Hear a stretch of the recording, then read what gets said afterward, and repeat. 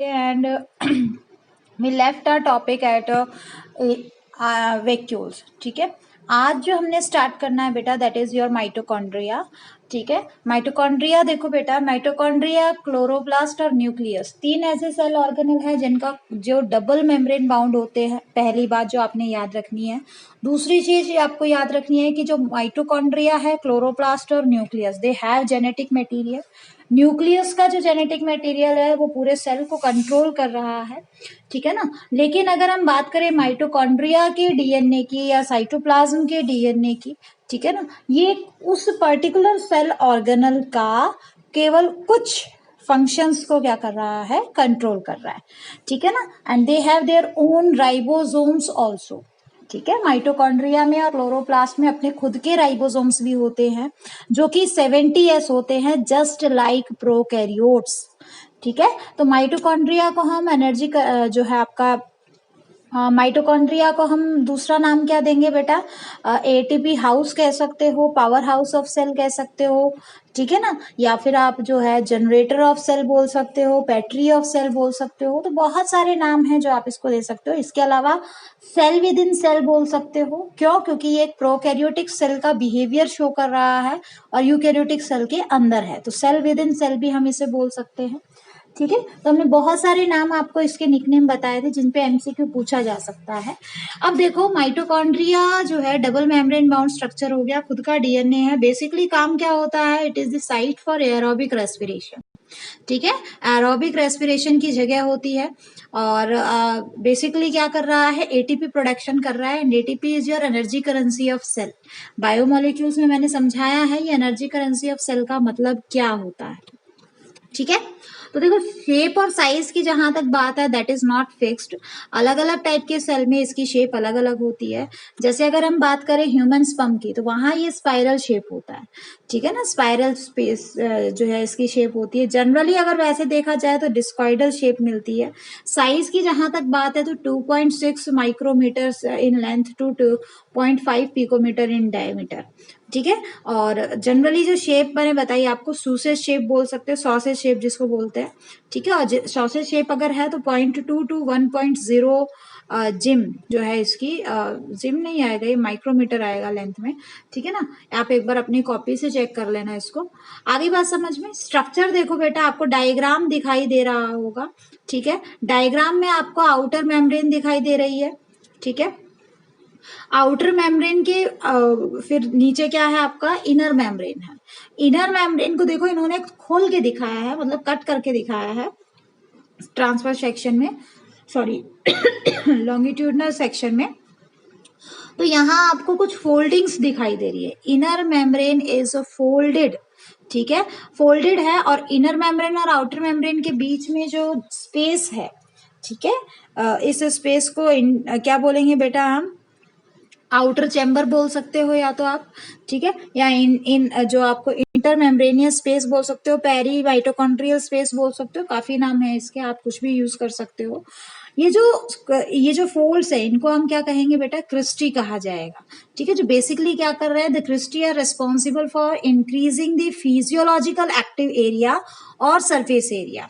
ठीक है, आगे बात समझ में. जहां पे रेस्पिरेशन होगा वहां पे ऑब्वियसली आपको क्या है, ये जो क्रिस्टी है, इन क्रिस्टी के ऊपर आपको कुछ बल्ब लाइक स्ट्रक्चर दिखाई देंगे. उन बल्ब लाइक स्ट्रक्चर को हम ऑक्सीजोम बोलते हैं, जिनके हेड रीजन में आपको क्या मिलता है, जो है आपको एटीपीएज नाम की एंजाइम मिलती है जो बेसिकली एटीपी सिंथेसिस करती है.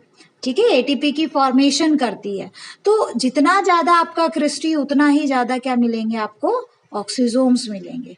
आया समझ में. ठीक है ना. अब देखो नेक्स्ट आपको दिखाई दे रहा होगा इसके बीच में ये जो क्रिस्टी है, अंदर की तरफ, क्रिस्टी से अंदर की तरफ क्या है, एक स्पेस है जिसको इनर चैम्बर कहा जाएगा. ठीक है, और उस इनर चैम्बर को हम स्ट्रोमा भी कह सकते हैं, मैट्रिक्स कह सकते हैं. ठीक है, इसके अंदर इसका खुद का डीएनए होगा जो कि सर्कुलर होगा, जस्ट लाइक प्रोकैरियोट्स. खुद के राइबोसोम्स होंगे. ठीक है, 70s राइबोसोम्स होते हैं. आगे बात समझ में. तो बेसिकली जो है आपकी रेस्पिरेशन जो है कहाँ हो रहा है, आपके माइटोकॉन्ड्रिया में हो रहा है। The outer and inner membrane divides it's lumen into two aqueous compartment, the outer and inner compartments. Outer compartment किसको बोलोगे बेटा? आपके आउटर मेम्ब्रेन और इनर मेम्ब्रेन के बीच की जो जगह है, ठीक है। इनर कंपार्टमेंट आपके इनर मेम्ब्रेन से अंदर की तरफ जितना भी कंटेंट है, that is your inner compartment. Inner compartment को हम मैट्रिक्स भी कह सकते हैं, it is also called matrix which forms the inner core of the mitochondria, ठीक है। और इसमें क्या होता है बेटा, आपका इनर कंपार्टमेंट के अंदर आपको, मैट्रिक्स के अंदर आपको सिंगल सर्कुलर डीएनए, एक सर्कुलर डीएनए, हालांकि यहाँ एक लिखा है बट जनरली एक से ज्यादा मिलते हैं, ठीक है। सर्कुलर डीएनए होगा, कुछ राइबोसोम्स होंगे, कुछ आरएनए होंगे, राइबोसोम 70S होंगे, ठीक है। और जनरली यहाँ पे आपको कुछ प्रोटीन्स भी मिलेंगे, ठीक है। और कुछ अमाउंट में, ठीक है। वैसे ये प्रोटीन्स कहाँ बन रहे हैं बेटा? ये राइबोसोम्स बन रहे हैं। And the components required for the synthesis of protein, ठीक है। माइटोकॉन्ड्रिया जो है फिशन प्रोसेस यूज करता है फॉर डिवाइड, ठीक है ना, for division. The two membranes of mitochondria have their own specific enzyme associated with mitochondrial function, ठीक है। मतलब जो दो मेम्ब्रेन होती है उनकी सरफेस पे अपनी रेस्पेक्टिव साइट्स होती है, that you have to learn for photosynthesis और सॉरी फॉर रेस्पिरेशन प्रोसेस। आपको आगे चल के याद भी करनी पड़ेंगी, अभी आगे हेल्प इसमें आएगा, आपका फंक्शंस में आएगा। तो फंक्शंस देखो बेटा, mitochondria provide important intermediates for the synthesis of several biochemicals, ठीक है। माइटोकॉन्ड्रिया कुछ ऐसे बायोकेमिकल्स हमें प्रोवाइड करता है, मतलब कुछ ऐसे इंटरमीडिएट प्रोवाइड करता है, सॉरी, जो कुछ रेस्पेक्टिव बायोमोलिक्यूल्स बनाने के लिए हेल्पफुल होते हैं। जैसे आपका प्यूरिन, पायरिमिडिन वगैरह बनाने के लिए अल्टीमेटली जो आपके न्यूक्लियोटाइड, न्यूक्लियोसाइड बनाएंगे, ठीक है। तो ये क्या है, आपको क्या प्रोवाइड कर रहा है? रॉ मटेरियल प्रोवाइड कर रहा है, मतलब कुछ इंटरमीडिएट, रॉ मटेरियल तो नहीं कह सकते हम, इंटरमीडिएट्स प्रोवाइड कर रहा है। इनर चैम्बर जो है, ठीक है, मैट्रिक्स जो है आपका, इसमें बहुत सारे एंजाइम्स होते हैं जो फैटी एसिड की सिंथेसिस करते हैं। इसके अलावा सेलुलर मेटाबॉलिज्म को रेगुलेट करने का भी मैकेनिज्म होता है माइटोकॉन्ड्रिया के पास, ठीक है। एपोप्टोसिस यानी कि प्रोग्राम सेल डेथ भी ये रिप्रेजेंट कर सकता है, मतलब किसी सेल, मान लो किसी सेल में बहुत ज्यादा डैमेज हो गया, ठीक है, तो अब जो है उस सेल का जो माइटोकॉन्ड्रिया है वो डिसाइड कर सकता है कि अब इस सेल की हमें क्या करनी है, डेथ करनी है, अभी सेल को मारना है, कंप्लीटली खत्म कर देना है, ठीक है। तो इस टाइप की प्रोग्राम्ड सेल डेथ है, मतलब सेल के भलाई के लिए कई बार क्या करना पड़ता है, पूरी की पूरी, मतलब बॉडी की भलाई के लिए पूरी पूरी सेल को डिस्ट्रॉय करना पड़ता है, ठीक है। आगे बात समझ में? तो माइटोकॉन्ड्रिया ये प्रॉपर्टी शो कर सकता है। मतलब नेक्स्ट देखो बेटा, it is the second largest organelle and more in animals than with respect to your plant cell. समझ में आया? ठीक है। इसके अलावा देखो बेटा, और क्या याद रखना है आपने, इसके अलावा देखो नेक्स्ट जो सेल ऑर्गेनल है प्लास्टिड, ठीक है। बट प्लास्टिड को पढ़ने से पहले एक चीज और आपको अपने माइंड में रखनी है, क्या है वो, कि आप ये जो माइटोकॉन्ड्रिया है ये मैटरनल इनहेरिटेंस भी शो करता है। अब मैटरनल इनहेरिटेंस का मतलब क्या है बेटा, जैसे आप आगे चल के हायर क्लास में पढ़ोगे, क्या पढ़ोगे कि एक्चुअल में जब फर्टिलाइजेशन होता है, ठीक है ना, तो फर्टिलाइजेशन जो है उसमें मदर का साइटोप्लाज्म कंट्रीब्यूट होता है, किसके लिए, सेल जो है फर्टिलाइजेशन में जो जाइगोट बनेगा ना, उस जाइगोट के पास जो साइटोप्लाज्म होगा वो एग का होता है। स्पर्म सिर्फ और सिर्फ अपना सेंट्रियोल और अपना न्यूक्लियस जो है डोनेट करता है, किसको, जाइगोट को, ठीक है। तो जाइगोट आगे चल के जब डेवलप करेगा तो साइटोप्लाज्म जिसका है उसी के बिहेवियर को शो करता है कुछ हद तक। तो साइटोप्लाज्म में ही क्या है, माइटोकॉन्ड्रिया, और माइटोकॉन्ड्रिया में क्या है आपका, डीएनए।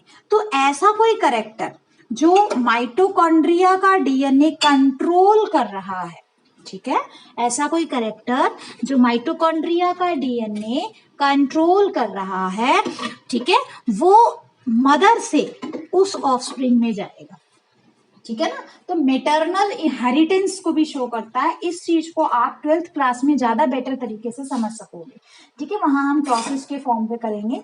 तो आप बस फिलहाल इतना याद रखो कि माइटोकॉन्ड्रिया एक ऐसा सेल ऑर्गेनल है जो मेटरनल इनहेरिटेंस को शो करता है।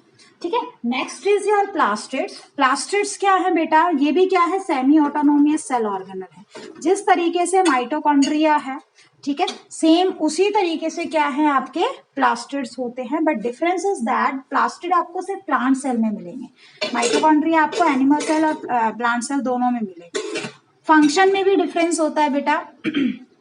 प्लास्टिड क्या है, वही double membrane bound semi autonomous membrane structure होते हैं। They have their own genetic material along with their own ribosomes. ठीक है, जहां तक अक्रेंस की बात है तो they are present in plant cell and euglenoids. Euglenoids क्या होते हैं ये आगे आपको समझाएंगे, ठीक है ना, except in some protist, Euglena, ठीक है, डाइनोफाइसी। तो ये कुछ ऐसे प्रोटिस्ट हैं जहां पे आपको प्लास्टिड्स नहीं मिलेंगे। इसके अलावा कुछ ऐसे यूग्लिनॉइड्स आपको मिलेंगे जहां पे ये अवेलेबल हो सकता है। टाइप्स की जहां तक बात है तो बेटा हमने 3 टाइप्स पढ़े थे। On the basis of type of pigment they are storing. अगर ये क्या कर रहे हैं, फूड को स्टोर कर रहे हैं, ठीक है, और कलरलेस है, तो हमने इनको क्या नाम दिया था, ल्यूकोप्लास्ट नाम दिया था। These are the colourless plastids of varied shape and sizes with stored nutrients in the form of carbohydrate, lipids and proteins। ठीक है, अब आपको नाम भी याद रखना है along with example। ठीक है, जैसे देखो अगर आपका ल्यूकोप्लास्ट में आप ऐसे ल्यूकोप्लास्ट जो स्टार्च को स्टोर करते हैं उनको क्या कहा जाएगा, amyloplast. Amyloplast are the carbohydrates containing leucoplast. ठीक है, एग्जाम्पल जैसे आपको अबंडेंट अमाउंट में कहाँ मिलेंगे अमाइलोप्लास्ट, जहां स्टार्च आपको ज्यादा मिलता है, जैसे कि राइस, ठीक है, इसके अलावा आपको व्हीट, पोटैटो एक्सेट्रा। ठीक है, amyloplast are larger than the normal and original size of leucoplast. सबसे बड़े ल्यूकोप्लास्ट आपके अमाइलोप्लास्ट ही होते हैं। एलियोप्लास्ट, एलियोप्लास्ट क्या होता है बेटा, ये आपका ऑयल को स्टोर करते हैं। ठीक है, they are the leucoplast which store oil and fat. Generally आपको tuberose endosperm of castor seed, ठीक है, अरंड का तेल जो अरंड के जो सीड होते हैं उनके अंदर मिलेगा। आप कहीं पे भी देख लो जहां आपको सीड के अंदर ऑयल मिल रहा है, तो basically they are abundant in having elaioplast. Okay, aleuroplast क्या है बेटा, they are protein storing leucoplast. Protein को स्टोर करने वाले ल्यूकोप्लास्ट होते हैं। एग्जाम्पल के लिए आपका मेज के अंदर जो एल्यूरोन सेल्स होते हैं, आगे पढ़ाएंगे आपको कि ये एल्यूरोन सेल्स क्या होते हैं। ठीक है ना, तो इसमें आपको मिलेगा। नेक्स्ट देखो बेटा, क्रोमोप्लास्ट किसे कहा जाता है। क्रोमोप्लास्ट आर दी बेटा इसमें लिखा हुआ दे आर ल्यूकोप्लास्ट, ल्यूकोप्लास्ट नहीं होते ये। ठीक है, ये क्या होते हैं आपके प्लास्टिड के टाइप है, they are the type of plastid. यहाँ ल्यूकोप्लास्ट डाल दिया, ल्यूकोप्लास्ट तो खुद एक टाइप है प्लास्टिड की। ठीक है ना, तो क्रोमोप्लास्ट क्या है आपके, कलरफुल प्लास्टिड होते हैं जो बेसिकली कौन सा पिगमेंट स्टोर कर रहे हैं, कैरोटीन एंड जिंथोफिल पिगमेंट स्टोर कर रहे हैं। ठीक है, जैसे कि आपका ऑरेंज कलर ऑफ कैरेट है। आगे बात समझ में, तो आपको पिगमेंट्स के नाम याद रखने, मैंने कॉपी में आपको अलग से सेपरेटली लिखवाए भी हैं, तो वो एक बार आप याद कर लेना। तीसरी जो टाइप है प्लास्टिड्स की, दैट इज क्लोरोप्लास्ट। क्लोरोप्लास्ट क्या है बेटा, ग्रीन कलर के फोटोसिंथेटिक ऑर्गेनल्स होते हैं जो बेसिकली जिनमें कौन सा पिगमेंट होता है, क्लोरोफिल भी होता है along with some carotenoids। ठीक है, these pigments are responsible for trapping the light energy essential for the photosynthesis। ठीक है, क्या मिलता है इन पिगमेंट्स में, बेसिकली हमें ये जो क्लोरोफिल है that is basically responsible for trapping solar light. ठीक है, और आपको अच्छे से याद भी करना है। यहाँ पे देखो ये जो आपका पर्टिकुलर क्लोरोफिल है, ठीक है, क्लोरोप्लास्ट के अंदर जो क्लोरोफिल है ये किस तरीके से सनलाइट को एब्जॉर्ब कर रहा है, कौन कौन से इसके पार्ट होते हैं, बेटा ये सारी चीजें हम डिस्कस करेंगे आपके फोटोसिंथेसिस में। ठीक है, जो फोटोसिंथेसिस वाला हिस्सा हम कवर करेंगे, पार्ट जब हम कवर करेंगे वहां पे आपको पढ़ाएंगे। अब देखो अगर हम बात करें किसकी, शेप और साइज की। अच्छा, अक्रेंस देखो, जितने भी ग्रीन पार्ट ऑफ प्लांट है वहां पे आपको क्या मिलेगा, अबंडेंट अमाउंट में क्लोरोप्लास्ट मिलेंगे। जहां तक बात है शेप एंड साइज की बेटा, तो देखो ये अलग अलग शेप के हो सकते हैं, lens shape, Oval shape, spherical, discoidal और इवन रिबन लाइक भी हो सकते हैं। जैसे अगर हम क्लोरेला एल्गी की बात करें वहां पे ये कैसे होते हैं, स्पाइरल शेप होते हैं, रिबन लाइक होते हैं। ठीक है, their number also varies, number भी बदलता रहता है। ये 1 पर cell of the Chlamydomonas, Chlamydomonas में आपको एक ही क्लोरोप्लास्ट मिलेगा। ठीक है, और आपको मैक्सिमम मीजोफिल में आपको 40 से भी ज्यादा सेल्स पर सेल आपको आपको मिल सकते हैं। इंफ्रास्ट्रक्चर यानी कि इसके स्ट्रक्चर की बात करें तो वहां पे देखो बेटा डबल मेम्ब्रेन बाउंड दिखाई दे रहा है, लेकिन इसकी जो मेम्ब्रेन होती है दैट इज ट्रांसपेरेंट, पहली चीज। दूसरा आपको ध्यान रखना है कि जो इनर मेम्ब्रेन है that is not folded. Mitochondria में इनर मेम्ब्रेन फोल्डेड थी, बट यहाँ पे फोल्डेड नहीं होती, ठीक है। दोनों मेम्ब्रेन के बीच में जो स्पेस होगा उसको पेरी जो है क्लोरोप्लास्टिडियल स्पेस कहा जाएगा, ठीक है ना। और अंदर का जो हिस्सा है जिसे आप माइटोकॉन्ड्रिया में मैट्रिक्स कह रहे थे, यहाँ पे हम उसे स्ट्रोमा कहेंगे, ठीक है। अब देखो इस स्ट्रोमा के अंदर आपको एक मेम्ब्रेन का सिस्टम दिखाई दे रहा है। उस मेम्ब्रेन के सिस्टम को, उस मेम्ब्रेन को क्या कहेंगे हम? थाइलेकॉइड कहेंगे। और थाइलेकॉइड भी आपको दो तरीके से दिखाई दे रहा होगा डायग्राम के अंदर बेटा। कुछ तो ऐसे रखा, ऐसे अरेंज्ड है जैसे कॉइन के ऊपर कॉइन रख दिया हो आपने, है ना। कुछ तो आपको ऐसा दिखाई दे रहा है जैसे आपने कॉइन के ऊपर कॉइन रख दिया हो, ठीक है ना। उस केस में उसको क्या कहेंगे? वो जो कॉइन के ऊपर कॉइन रख के और पूरा एक स्ट्रक्चर जो बना हुआ है, ठीक है, उसको हम कहेंगे ग्रेना, ठीक है। क्या कहोगे? ग्रेना। और ऐसी थाइलेकॉइड जो ग्रेना की फॉर्मेशन कर रही है, ठीक है, उसको क्या कहा जाएगा बेटा? Granal thylakoid. क्या कहोगे उसको? Granal thylakoid. क्लियर? ठीक है। इसके बाद देखो बेटा, ग्रेनल थाइलेकॉइड के बाद स्ट्रोमा के अंदर जो थाइलेकॉइड है उसको स्ट्रोमल थाइलेकॉइड कहा जाएगा। जो आपके आसपास के ग्रेना है उनको इंटरलिंक करने के लिए जो थाइलेकॉइड है, ठीक है। अच्छा, ध्यान रखना जो क्लोरोफिल है या कोई भी पिगमेंट है वो ग्रेना के अंदर होगा, ठीक है ना, आपके स्ट्रोमा में नहीं होगा। मतलब लैमेले के अंदर, थाइलेकॉइड के अंदर होगा। ग्रेनल थाइलेकॉइड हो या stromal thylakoid, that doesn't matter. But इतना याद रखना है कि स्ट्रोमा में जो मैट्रिक्स वाला रीजन है, उस मैट्रिक्स वाले रीजन में आपको क्या मिलेगा बेटा? उसमें आपको जो है कुछ एंजाइम्स मिलेंगी जो डार्क रिएक्शन ऑफ फोटोसिंथेसिस करवाती है। तो आपको अच्छे से याद रखना है कि जो मेम्ब्रेनियस सिस्टम है, ठीक है, मेम्ब्रेनियस सिस्टम है, उसके अंदर क्लोरोफिल होता है, जिसकी वजह से वो पर्टिकुलर लैमिले किसके लिए रेस्पॉन्सिबल होते हैं? लाइट रिएक्शन ऑफ फोटोसिंथेसिस के लिए रेस्पॉन्सिबल होते हैं। क्लियर? ठीक है, तो ये आपको याद रखना है। यहाँ पे भी देखो दिया हुआ है कि chloroplasts are also bound by double membrane envelope like mitochondria. The two membranes are smooth and are thick of about 90 to 100 angstrom. The inner membrane of the chloroplast is less permeable than the other one. अंदर वाली ज्यादा permeable है.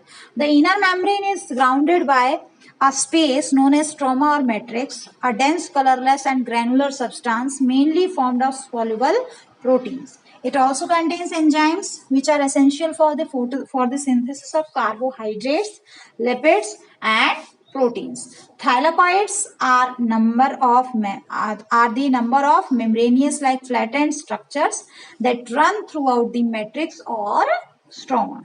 When several thylakoids are arranged or organized in stack like the piles of coin called grana और दी integral thylakoids, ठीक है, जब वो piles की फॉर्म में होंगे तो क्या नाम दिया हमने? नॉर्मल ग्रेना नाम दिया, ठीक है, या फिर आप इनको इंटीग्रल थाइलेकॉइड्स भी बोल सकते हो। Many flat membranosus interconnect the tubules interconnect the thylakoid of different grana, ठीक है, नोन एज स्ट्रोमा लेमेला, उसको स्ट्रोमा का लेमेला कहा जाएगा। Clear?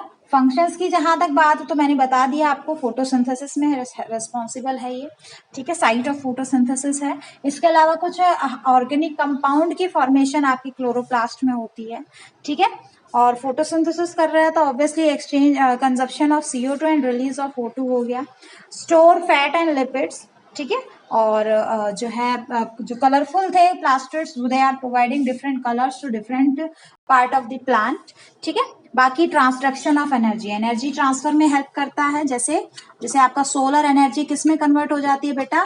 Solar energy is going to convert into your chemical energy, तो एनर्जी ट्रांसडक्शन में भी इसका रोल है, ठीक है ना। अब देखो sum total of plastid in a cell is called plastidome. ये इंपॉर्टेंट है, याद रखना। एक सेल में जितने भी प्लास्टिड है उन सभी का सम टोटल क्या कहलाएगा? प्लास्टिडोम कहलाएगा। इसके अलावा the chloroplast in with nitrogen fixing genes are known as nitroplast. ऐसे क्लोरोप्लास्ट जिसमें आपको नाइट्रोजन फिक्सेशन वाले जीन मिलेंगे उनको हम क्या कहेंगे? नाइट्रोप्लास्ट कहेंगे, ठीक है। The space between the two membranes is called intermembranous space which separates the two membrane. और इस स्पेस में क्या होता है, narrow fluid, this space contain a narrow fluid, इसमें बहुत ही जो है फ्लूइड जो है वो इसको ऑक्युपाई करेगा, ठीक है। इसके साथ साथ stroma also contain small double stranded circular DNA. ये सारी चीजें बेटा मैं करवा चुकी हूँ आपको। राइबोसोम यहाँ 70S होगा, ठीक है। इसके अलावा यहाँ तक आई थिंक आपको समझ में आ गया होगा। नेक्स्ट स्ट्रक्चर जो हम पढ़ेंगे बेटा, नेक्स्ट इज योर राइबोसोम, ठीक है। राइबोसोम जो है, दीज आर स्मॉल सब spherical granular organelles not bounded by any membrane, ठीक है। क्या है आपके राइबोसोम्स, कुछ स्फेरिकल ग्रेन्यूल्स होते हैं और मेम्ब्रेन लेस होते हैं। इस चीज का ध्यान रखना, कैसे होते हैं, मेम्ब्रेन लेस होते हैं। आया समझ में, ठीक है ना। इसके अलावा देखो बेटा, आपको क्या ध्यान में रखना है कि जो राइबोसोम्स है, इसकी डिस्कवरी सबसे पहले इसको जॉर्ज पैलेट नाम के साइंटिस्ट ने इसको ऑब्जर्व किया था, ठीक है। और जहां इसीलिए इसको पैलेट पार्टिकल्स भी कह देते हैं। बेसिकली जो है ये अगर हम बात करें राइबोसोम्स की, तो ये किससे बने हुए हैं, राइबो न्यूक्लियो प्रोटीन से। मतलब राइबो न्यूक्लियो वर्ड आया है आपका आरएनए से, और प्रोटीन यानी कि आरएनए प्लस प्रोटीन होते हैं, ठीक है। ये आरएनए टी नहीं है बेटा, ये प्लस का निशान था, यहाँ पर टी लिख दिया है, आरएनए प्लस प्रोटीन से है, ठीक है। और इसीलिए इनको क्या, यहाँ पे बेसिकली क्या बनता है, प्रोटीन की फॉर्मेशन होती है, ठीक है ना। राइबोसोम्स जो है प्रोटीन बनाने में हेल्प करते हैं, ठीक है। इसीलिए जो राइबोसोम्स हैं बेसिकली राइबोसोम्स क्या कहलाते हैं, प्रोटीन फैक्ट्री ऑफ सेल कहलाते हैं। अब जो राइबोसोम्स हैं, इनकी जो यूनिट पीछे लगी हुई है एस, इस एस का मतलब क्या है बेटा, श्वेतबर्ग्स यूनिट। इस एस का मतलब क्या है, श्वेतबर्ग्स यूनिट, ठीक है। जो साइंटिस्ट के नाम पे है, and stands for sedimentation coefficient. किसके लिए रेस्पॉन्सिबल है ये, सेडिमेंटेशन कॉफिशिएंट के लिए रेस्पॉन्सिबल है, ठीक है। जो डेंसिटी और साइज का मेजर हमें बताता है, ठीक है। 70S और 80S राइबोसोम्स किस किस टाइप के होते हैं, देखो 70 एक डिवीजन दिया हुआ है, डिफरेंस दिया हुआ है। जो 70S राइबोसोम्स हैं वो प्रोकैरियोट्स में मिलते हैं आपको, ठीक है। और यूकैरियोट्स में भी मिलेंगे, लेकिन उनके ऑर्गेनल्स में, माइटोकॉन्ड्रिया में और क्लोरोप्लास्ट में। 80S आपको सिर्फ और सिर्फ कहाँ मिलेंगे, प्लांट सेल, एनिमल सेल में मिलेंगे, यानी कि यूकैरियोट्स में मिलेंगे, ठीक है। जो 70S है, 70S को की जो लार्ज यूनिट होती है, सब यूनिट होती है 50S, स्मॉल सब यूनिट 30S।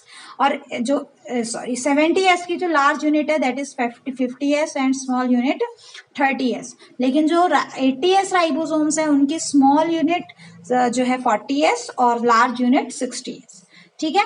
जो 70S है कंपैरेटिवली स्मॉल साइज के मिलेंगे आपको, लेकिन जो आपके 80S है वो कंपैरेटिवली इनका साइज कैसा होगा, थोड़ा सा बड़ा साइज होगा। आई बात समझ में, ठीक है। इसके अलावा देखो बेटा, सिंथेसाइज्ड इन साइटोप्लाज्म, जो आपके 70S राइबोसोम है वो कहाँ बनते हैं, राइबोसोम देखो, राइबोसोम फैक्ट्री किसको बोलते हो, न्यूक्लियोलस को। तो राइबोसोम जो है 70S वाले साइटोप्लाज्म में बनते हैं, हमेशा ध्यान रखना, ठीक है। लेकिन जो 80S वाले हैं वो न्यूक्लियोलस के अंदर बनते हैं। Protein is to RNA is to protein का रेशियो 60:40 होता है 70S में, एंड इट इज 50:50 का रेशियो आपको कहाँ मिलेगा बेटा, 80S राइबोसोम्स के अंदर। क्लियर। अब देखो साइटोस्केलेटन की बात करते हैं। साइटोस्केलेटन क्या है बेटा, एक नेटवर्क है interconnected proteinaceous filaments and tubules का, ठीक है, जो आपके प्लाज्मा मेम्ब्रेन और न्यूक्लियस के बीच में बिछा हुआ है, जो सेल को इंटरनली सपोर्ट प्रोवाइड कर रहा है, ठीक है। अब स्केलेटन जो है, इसके दो फंक्शन भी हैं कि cytoskeleton structure maintains the shape of the cell and its extension. Cell की जो शेप है, particular shape, that is maintained by your cytoskeleton. इसके अलावा आप जो सेल है उसको मैकेनिकल सपोर्ट के साथ साथ मोटिलिटी भी जो है कौन प्रोवाइड कर रहा है, साइटोस्केलेटन। मतलब सेल को मूव कराने में कौन हेल्प कर रहा है, साइटोस्केलेटन। अब साइटोस्केलेटन में बेटा आपको याद रखना है सीलिया और फ्लैजिला। ठीक है, सीलिया एंड फ्लैजिला। तो ये क्या है बेटा, हेयर लाइक प्रोजेक्शंस होते हैं जो सेल मेम्ब्रेन से बाहर की तरफ आपको दिखाई देंगे। ठीक है, दोनों ही क्या होते हैं, आइडेंटिकल, इनका स्ट्रक्चर बिल्कुल सेम होता है। ठीक है, लेकिन इनकी जो लेंथ होती है वो डिफर करती है। सीलिया स्मॉल हेयर लाइक होते हैं, छोटे छोटे होते हैं हेयर की तरह। ठीक है, वर्क एज ओर्स। ओर्स किसको बोलते हो बेटा, ओर इज योर जो आपकी जो वो होती है, नाव होती है। ठीक है ना, आपकी जो बोट होती है, उस बोट को चलाने के लिए जो यूज करते हैं ना instrument, that is known as oar. तो ये ओर की तरह मूवमेंट शो करती है, जिससे जैसे आपका ओर को आप एक पर्टिकुलर डायरेक्शन में मूव करोगे तो आपकी बोट भी मूव होगी। इन द सेम सेंस आपके सीलिया जिस एक पर्टिकुलर डायरेक्शन में मूव करेंगे जिससे आपका सेल मूव करता है। ठीक है, जस्ट लाइक बोट। फ्लैजिला जो है कंपैरेटिवली लॉन्गर साइज के होते हैं। ठीक है, और वही सेम सेल की मूवमेंट में रिस्पॉन्सिबल होते हैं। ये जो स्ट्रक्चर आपको दिखाया गया है ये किससे बना हुआ है बेटा, ये स्ट्रक्चर सीलिया और फ्लैजिला का है। लेकिन इस सीलिया और फ्लैजिला को बनाने के लिए कुछ पर्टिकुलर प्रोटीन होते हैं, ट्यूबुलिन प्रोटीन, जिनसे पहले एक स्ट्रक्चर बनता है माइक्रोट्यूब्यूल। ठीक है, माइक्रोट्यूब्यूल नाम के स्ट्रक्चर बनते हैं, और वो माइक्रोट्यूब्यूल क्या बना रहे हैं, एक रेस्पेक्टिव अरेंजमेंट करके आपका क्या बना रहे हैं, सीलिया और फ्लैजिला बना रहे हैं। तो यहाँ पे देखो आपको माइक्रोट्यूब्यूल्स की अरेंजमेंट जो दिखाई दे रही है, ध्यान रखना, सीलिया एंड फ्लैजिला 9+2 अरेंजमेंट। ठीक है, आगे बात समझ में, 9 तो आपको पेरिफ्री पे दिखाई दे रहे हैं माइक्रोट्यूब्यूल्स, और 2 आपको सेंटर में दिखाई दे रहे हैं, that is your central inter doublet bridge. ठीक है, 2 माइक्रोट्यूब्यूल जो कि आपस में कनेक्टेड है। तो ये क्या है, आपका एक स्ट्रक्चर दिखाई दे रहा है आपको, किसका स्ट्रक्चर है बेटा, ये सीलिया और फ्लैजिला का। अब इसमें से भी आपको क्या याद करना है, ये जो साइड में पेरिफ्री पे आपको दिखाई दे रहे हैं जो माइक्रोट्यूब्यूल दिखाई दे रहे हैं। ठीक है ना, ये माइक्रोट्यूब्यूल क्या है बेटा, इनमें 2 अलग अलग आपको रिंग दिखाई दे रही है। एक रिंग कंप्लीट है जिसको ए रिंग बोला जाएगा, जिसमें 13 प्रोटोफिलामेंट होते हैं, और दूसरी जो रिंग है दैट इज योर वो इनकम्प्लीट होती है। ठीक है, और उसमें 10 प्रोटोफिलामेंट मिलेंगे। आया समझ में?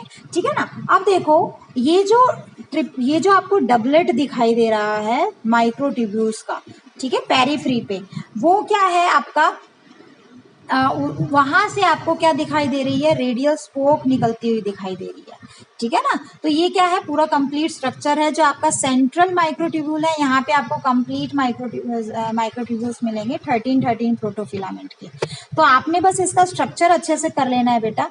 ठीक है, यहाँ से कई बार क्वेश्चन आ जाता है। एक आपने डिफरेंस भी याद रखना है सीलिया और फ्लैजिला का। ठीक है, सीलिया और फ्लैजिला में क्या क्या डिफरेंस होता है, तो डिफरेंस मैं आपको पहले ही बता चुकी हूँ। एक बार इसको स्क्रीनशॉट करके आप देख लेना। ठीक है ना। अब देखो बेटा, सेंट्रोजोम्स और सेंट्रियोल्स क्या होते हैं, तो देखो मैं आपको डायग्राम समझा देती हूँ, लिखा हुआ आप स्क्रीनशॉट ले लेना। मैं एक बार धीरे धीरे इसको मूव कर रही हूँ, अगर आपको स्क्रीनशॉट लेनी है तो आप ले सकते हो। ठीक है, जो सेंट्रोजोम्स है और सेंट्रियोल है, हालांकि मैंने नोट्स आपको प्रोवाइड किए हैं, बट अगर मैं एक एक लाइन समझाऊंगी तो आपका पूरा का पूरा रिवीजन नहीं हो पाएगा बेटा। इसमें शायद डायग्राम नहीं दिया है, आप एनसीईआरटी का डायग्राम खोल के देखना। ठीक है, एनसीईआरटी के डायग्राम में दिखाया हुआ है, देखो अरेंजमेंट कैसा होता है, कुछ इसी तरीके का होता है। ठीक है, ये सीलिया और फ्लैजिला का है, लेकिन फर्क क्या है बेटा, यहाँ पे आपको बीच में 2 डबलेट दिखाई दे रहे हैं, है ना, सेंट्रल माइक्रोट्यूब्यूल दिखा रहे हैं। सेंट्रियोल में ऐसे माइक्रोट्यूब्यूल एब्सेंट होते हैं, पहली बात। दूसरा, यहाँ आपको माइक्रोट्यूब्यूल डबलेट्स की फॉर्म में, जो पेरिफेरल वाले हैं वो भी डबलेट्स की फॉर्म में, सेंट्रियोल में वो आपको ट्रिपलेट की फॉर्म में दिखाई देंगे। आपको 3 रिंग दिखाई देंगी, A B C, A complete रहेगी, बी और सी इनकम्प्लीट रहेगी। ठीक है ना। इसके अलावा सेंट्रियोल्स जो है वो आपको सिर्फ एनिमल सेल में मिलेंगे। ठीक है, और वहां पे जो अरेंजमेंट होगा दैट इज 9+0 अरेंजमेंट। ठीक है, काम क्या होता है, देखो यहाँ पे सारी चीजें रिटर्न में है। ठीक है ना, कि ट्रिपलेट नेचर होता है माइक्रोट्यूब्यूल का, और वहां से फिर स्पोक जो रॉड लाइक स्ट्रक्चर जो है वो वहां से सेंट्रल पार्ट की तरफ आता है। बीच में प्रोटीनेशियस मास होता है जिसे हम हब कहते हैं। एक बार डायग्राम खोल के देखना आप। ठीक है ना, तो इस तरीके से कार्ट व्हील स्ट्रक्चर आपको दिखाई देगा, किसका, सेंट्रियोल का। काम क्या होता है सेंट्रियोल का बेटा, ये सेल डिवीजन में हेल्प करता है। ठीक है। सेल डिवीजन में स्पिंडल फाइबर्स की फॉर्मेशन आपके सेंट्रियोल्स से होती है।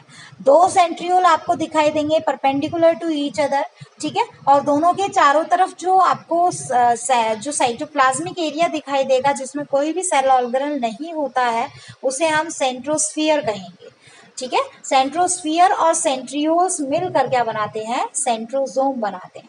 आया समझ में। और बाकी का फंक्शन अभी आपने देखा कि सीलिया और फ्लैजिला बना ही रहा है, ठीक है। तो this was all about your centrioles. अब बात करते हैं न्यूक्लियस की, ठीक है। तो न्यूक्लियस देखो बेटा, आपको well organised nucleus eukaryotic cell में मिलता है, ठीक है। और बेसिकली इस न्यूक्लियस की जो डिस्कवरी है that was described, nucleus was described by Robert brown इन 1831, ठीक है। इसके बाद जो है फ्लेमिंग नाम के साइंटिस्ट थे जिन्होंने क्रोमेटिन मटेरियल को सबसे पहले आइडेंटिफाई किया था, ठीक है। फ्लेमिंग नाम के साइंटिस्ट थे जिन्होंने सबसे पहले क्रोमेटिन नाम के क्रोमेटिन फाइबर्स को आइडेंटिफाई किया था on the basis of basic dies.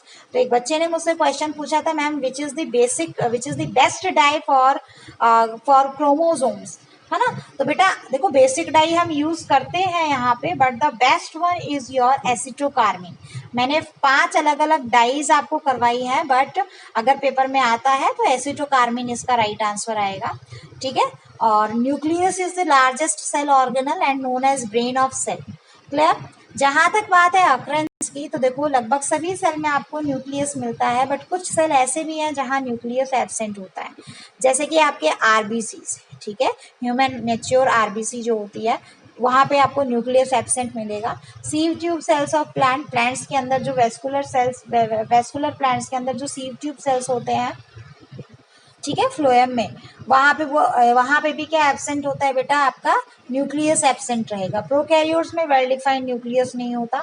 कुछ कुछ सेल ऐसे भी हैं जहां आपको मल्टी न्यूक्लिएट कंडीशन भी दिखाई देती है, ठीक है। कुछ सेल ऐसे हैं जहां पे आपको न्यूक्लियस का स्ट्रक्चर स्फेरिकल ना होके अलग टाइप का दिखाई देता है, ठीक है। जैसे कि आपकी डब्ल्यूबीसीज का जो न्यूक्लियस है उसकी शेप अलग अलग है अलग अलग सेल पे, ठीक है ना। कहीं पे एस शेप्ड है, कहीं पे आपको जो है बाइलोब्ड दिखाई देगी, कहीं पे मल्टीलोब्ड न्यूक्लियस दिखाई देगा, तो शेप भी वेरी करती है, बट जनरली स्फेरिकल शेप हम लेकर चलते हैं। आउटर में nuclear membrane, inner nuclear membrane will form the nuclear envelope, ठीक है। बट ये जो है nuclear envelope that is not जो है कंटिन्यूअस, ठीक है। किसी किसी जगह पे आपकी इनर मेम्ब्रेन और आउटर मेम्ब्रेन क्या हो जाती है, मर्ज कर जाती है, और बीच में क्या बन जाता है, एक पोर बनता है। ऐसे न्यूमेरियस पोर्स आपको न्यूक्लियस पे दिखाई देंगे जिन्हें हम न्यूक्लियर पोर कहते हैं, and they are basically responsible for transport of various substances inside to outside of the nucleus, ठीक है।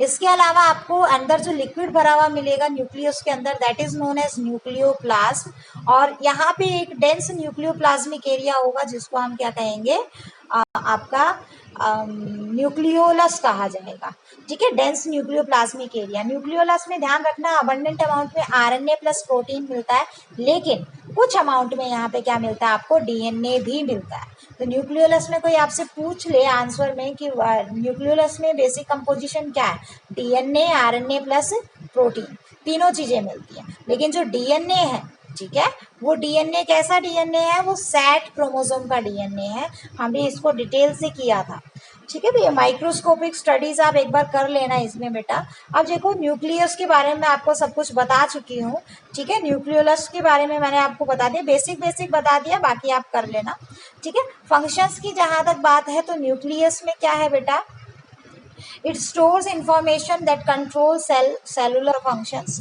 ठीक है। जनरली आपकी बॉडी के जितने भी फंक्शंस है या किसी भी सेल के जितने भी फंक्शंस है they are controlled by your nucleus. Clear. इसके अलावा देखो न्यूक्लियस में आपको क्या मिलेगा, क्रोमेटिन फाइबर्स, ठीक है। और जब क्रोमेटिन फाइबर्स क्या होते हैं, बहुत ज्यादा कंडेंस होते हैं। किस टाइम पे कंडेंस होंगे बेटा, ये कंडेंस होंगे आपके जब आपका सेल डिवाइड होने की कगार पे हो, when the cell is about to divide, ठीक है। आपका सेल बिल्कुल डिवाइड करने वाला है, बिल्कुल उसी टाइम पे क्या है कि सारे के सारा क्रोमेटिन फाइबर अब कंडेंस होना स्टार्ट होता है, और वहां से आपका जो है बिल्कुल एकदम क्लियर स्ट्रक्चर आपको दिखाई देगा, that are known as chromosomes. तो रॉड शेप स्ट्रक्चर्स जो आपको दिखाई देंगे, ठीक है, they are known as chromosomes. ठीक है। क्रोमोसोम बेसिकली किससे बने हुए होते हैं बेटा, आपके डीएनए से बने होते हैं। ठीक है, basically DNA plus histone protein से बने होते हैं, लेकिन ध्यान रखना प्रोकैरियोट्स में हिस्टोन प्रोटीन एब्सेंट रहेंगे। क्लियर? ठीक है। तो इंटरफेस के टाइम पे it has been already studied in the chapter that the nucleus in the interphase has a loose and indistinct network of nucleoprotein fibres called chromatin. मतलब जब cell divide नहीं कर रहा है उस टाइम पे जो आपको डीएनए दिखाई देगा वो किस फॉर्म में दिखाई देगा, क्रोमेटिन फाइबर्स की फॉर्म में। लेकिन जब सेल डिवाइड करने वाला है, माइटोटिक फेज में है, ठीक है, उस केस में ये किस में कन्वर्ट हो जाएगा बेटा, ये आपको क्रोमोसोम्स की फॉर्म में दिखाई देगा। अब यहाँ क्रोमा वर्ड क्यों यूज किया गया है हर जगह, because it attain stain, staining के बेस पे जब आप सेल को स्टेन करेंगे कि तो न्यूक्लियस में जो क्रोमोसोम्स हैं वो ऐसे स्ट्रक्चर है जो स्टेन को गेन कर लेते हैं, ठीक है, अटेन कर लेते हैं। आया समझ में? अब देखो क्रोमोसोम्स का नंबर जो है that is fixed for a particular cell of particular species. ठीक है, जैसे हमारी बॉडी के अंदर हमारे सेल की बात करें तो जो हमारे सोमेटिक सेल्स हैं, जो हमारे बॉडी फॉर्मिंग सेल्स हैं, वहां पे आपको 46 क्रोमोसोम दिखाई देंगे। और ये क्रोमोसोम्स भी हमेशा कैसे होते हैं बेटा, पेयर में रहेंगे। ठीक है, एक आप उस पेयर का एक हिस्सा आपके मदर से आया है, मदर वाले क्रोमोसोम से आया है, और एक हिस्सा आपके फादर वाले क्रोमोसोम से आया है। ठीक है, तो एक सेट के अंदर एक पेयर्ड फॉर्म में क्या मिलते हैं आपको, क्रोमोसोम्स। आ गई बात समझ में? ठीक है, each and every chromosome is composed of primary constriction. अच्छा, क्रोमोसोम देखो आपको जो दिखाई दे रहा है ये क्रोमोसोम है, लेकिन ये मेटाफेजिक क्रोमोसोम है, इस चीज का ध्यान रखना। अगर हम नॉर्मल क्रोमोसोम की बात करें तो इस तरीके से दो नहीं दिखाई देंगे, ये सिंगल स्ट्रक्चर ही आपको दिखाई देगा। लेकिन देखो आपको एक शॉर्ट आर्म दिखाई दे रही है, एक लॉन्ग आर्म दिखाई दे रही है, और वो जगह जहाँ पे ये दोनों शॉर्ट आर्म लॉन्ग आर्म एक दूसरे से कांटेक्ट में है, उस जगह को, उस कंस्ट्रक्शन को, उस दबे हुए हिस्से को हम क्या कहते हैं, सेंट्रोमियर कहते हैं, जिसके चारों तरफ एक डिस्क शेप्ड क्या है, आपको प्रोटीन की लेयर मिलेगी, जिसको क्या बोला जाता है, काइनेटोकोर कहा जाएगा। ठीक है, chromosomes on the basis of centromere कितने टाइप के होते हैं बेटा, 4 अलग अलग टाइप के होते हैं। ये 4 अलग अलग टाइप आपको दिखाई दे रही होगी। ठीक है, हम लेफ्ट से राइट में मूव करते हैं। देखो सबसे छोटे वाला क्रोमोसोम देखो, यहाँ पे जो सेंट्रोमियर है बिल्कुल टिप पे है। ठीक है, इस वाला जो इस टाइप का जो आपका क्रोमोसोम होता है जहाँ सेंट्रोमियर टिप पे होता है उसे टीलोसेंट्रिक क्रोमोसोम कहा जाएगा। ठीक है, उसके बाद जो नेक्स्ट क्रोमोसोम आपको दिखाई दे रहा है that is your acrocentric chromosome. यहाँ पे आपको centromere towards the one of the end दिखाई देगा। ठीक है, टिप पे नहीं होगा लेकिन किसी एक एंड की तरफ ज्यादा होगा, उसको क्या कहेंगे, टीलोसेंट्रिक क्रोमोसोम। ठीक है, ऐसे ही अगर हम बात कर, सॉरी, एक्रोसेंट्रिक क्रोमोसोम। ऐसे ही अगर हम बात करें किसकी, नेक्स्ट क्रोमोसोम की, लेफ्ट साइड से देखो आप। ठीक है, तो यहाँ पे आपका बीच में नहीं है सेंट्रोमियर, थोड़ा सा मिडल से बिल्कुल थोड़ा सा ऊपर की तरफ है। ठीक है ना, तो इसको क्या कहा जाएगा बेटा, सब मेटासेंट्रिक क्रोमोसोम। ठीक है, अब देखो लास्ट जो फर्स्ट में आपको दिखाई दे रहा है क्रोमोसोम, इसमें आपको सेंट्रोमियर की लोकेशन बिल्कुल बीच में दिखाई दे रही है, बिल्कुल मिड ऑफ द क्रोमोसोम। ऐसे क्रोमोसोम को मेटासेंट्रिक क्रोमोसोम कहा जाएगा। तो 4 है आपके पास, मेटासेंट्रिक, सब मेटासेंट्रिक, एक्रोसेंट्रिक एंड टीरोसेंट्रिक। तो देखो डायग्राम में मैं आपको एक बार सीक्वेंस वाइज बोल रही हूँ। सबसे पहला मेटासेंट्रिक, दूसरा submetacentric, third one is your acrocentric and last one is your telocentric. Clear?